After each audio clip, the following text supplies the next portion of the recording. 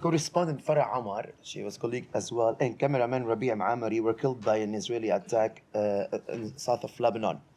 It was a direct attack because it was carried by a drone. And drone, you know, you have a camera, you can see who's on the ground. They were under a tree waiting for her turn to go on live on TV. Well, there was a comment from the manager of the Mayadeen channel, who happened to be their boss, that Israeli government decision this month to block access to channel's website, and this attack targeted them. Last week, almost my colleague Nakhli Adaimi could have killed as well. The missile passed by him, and there was a convoy of different stations, Al Jazeera, Al Arabiya, all kind of stations, Washington Post in Beiruut. They were checking some of the areas, a tour by the UN.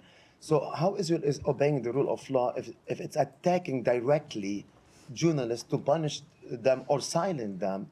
And no offense, Israel has an extension, a huge history of killing civilians directly. So again, I'm never in a position from here to speak to any particular strike or any particular military action when the entire facts are not known to me or not known to the U.S. government, including what information the government of Israel had, what might have gone into a decision, whether there was a mistake or not. It's impossible for me to speak to the merits of any individual strike. That has been true not just with respect to this one, but with respect to others. I will say that we are concerned by the reports that civilians, including 2 journalists, were killed in Lebanon. Our thoughts are with the loved ones of those killed and all these Lebanese people. If you were here yesterday, you heard me speak to our belief in the importance that journalists play in conflict zones. Journalists are fundamental to a free society.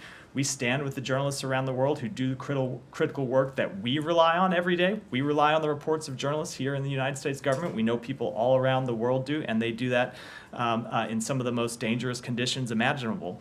I will also say that we are concerned over the escalation of violence along the blue line. We have made clear we don't want to see the conflict in Gaza spread to Lebanon. That has been one of our top priorities and one of the top objectives we've tried to achieve since the outset of this conflict. Restoring calm along the blue line is of the utmost importance to us, and it should be a top priority for both Israel and Lebanon. There was also an attack on a church yesterday. And, you know, I'm not sure if you know the nature of south of Lebanon. Christian villages don't have any existence of Hezbollah. So we can say like Hamas, they were like attacking or throwing missiles next to a hospital or a mosque. In Lebanon, Christian villages don't have any presence of Hezbollah. What was the target inside that church?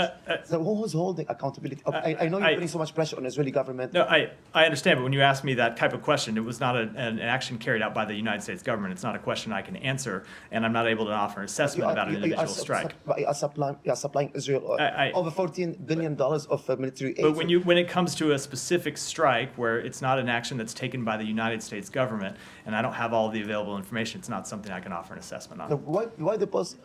Last Go question. ahead. Yeah. Why the feeling in the Middle East that anything happened with everybody's as a human as any person will condemn any action against humans, what happened October 7.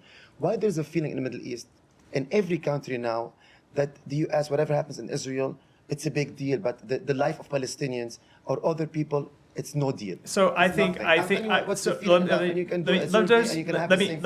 me just answer the question. I think the Secretary has been very clear about this exact question, that far too many Palestinians have been killed. He's spoken to this directly.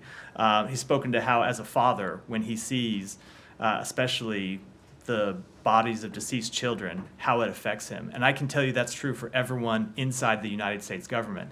And it is precisely why we do engage with the Israeli government to impress upon them the need to take all possible steps to minimize civilian harm.